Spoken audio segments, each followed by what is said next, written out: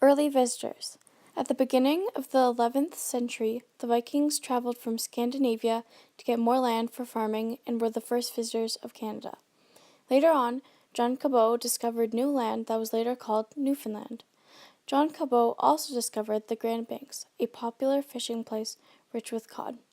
There were already natives living in Canada at the time. Jacques Cartier. Jack was asked by the king to look for the Northwest Passage. He ended up kidnapping two sons of an Iroquois tribe to guide him through the St. Lawrence River. It was a dangerous journey. He ended up stopping and staying in what is now known as Montreal. Later on, after he beat a terrible sickness that killed off many, he returned with diamonds and gold that later on turned out to be nothing but quartz. Aboriginals. The Vikings had problems with the natives because they had no problems with killing whoever got in their way. The Europeans traded with the natives, but later on a small number of natives were kidnapped from the Grand Banks. Some were sold as slaves and others were sent to Europe. Their trading was based on cooperation only. The fur trade. The fur trade was important because it's been around for the last 250 years and resulted in a company that's still around today, Hudson Bay Company.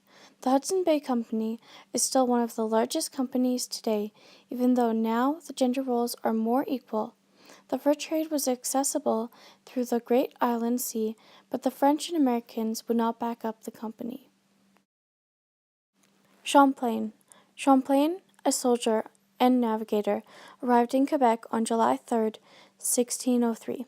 He fought in the religious war of the Reformation, and in 1604 he became the assistant to de Monts, who was in charge of setting up trading posts in Canada. In 1605 they created a trading post, Port Royal, that was later abandoned in 1607 when Champlain lost the monopoly he led in the fur trade. In 1608, he led an expedition up the St. Lawrence River and arrived in Quebec. He ended up creating a successful post and dying in 1635. Colony of New France. Around the time Champlain died, European countries were trying to extend their connections.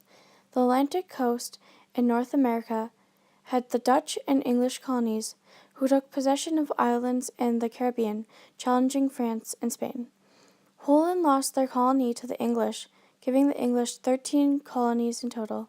The company of 100 associates was required to bring settlers to Canada and to establish seigneurs, which were feudal-style manors. They ended up failing and losing their monopoly in the fur trade in 1660. The Jesuits. The Jesuits were Roman Catholic priests who would do anything to convert the Hurons to Catholicism. Other missionaries had tried to convert the Hurons before, but the Jesuits were different. They were okay with going anywhere, doing anything, including adapting to native cultures just to influence people. Mercantilism. Mercantilism became popular in Europe in the 1500s. Their goals were to accumulate all the world's wealth for their country. Their mission was to gain power and do anything to serve the empire. They were meant to serve the empire, not the colonies. Mercantilism colonies could only sell goods to their home country. They were the primary reason for British colonies, and they sold raw materials for a small amount of money. Government. Jean Talon was the first intendant of New France because he knew France needed settlers, a good defense system, and basic industries. Over the next few years, hundreds of women were brought to Canada. Also, Talon established lumber mills, a tannery, and a brewery in Canada. These weren't as good as France, but did help trade within the empire. Talon ordered the coureurs de bois to look for more fur, extending the boundaries. Life in New France. The seigneur system is when a lord is given land, including everything on it. Farmers could cultivate on their lands, but fees could be charged. The seigneurs weren't greedy, and most of them worked in the fur trade.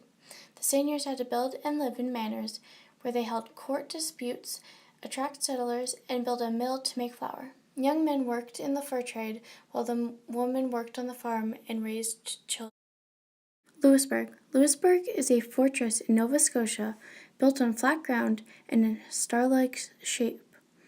A weakness was that it was a long way from France or Quebec from which reinforcements might be sent. It was captured by British colonists in 1745 and was returned to the French in exchange for border towns in what is today Belgium. The fall of France. Even though they were technically at peace, France and Britain had always fought over Ohio Valley, and war finally broke out. In one of the first wars, George Washington led a fight against the French, resulting in a British defeat in Ohio.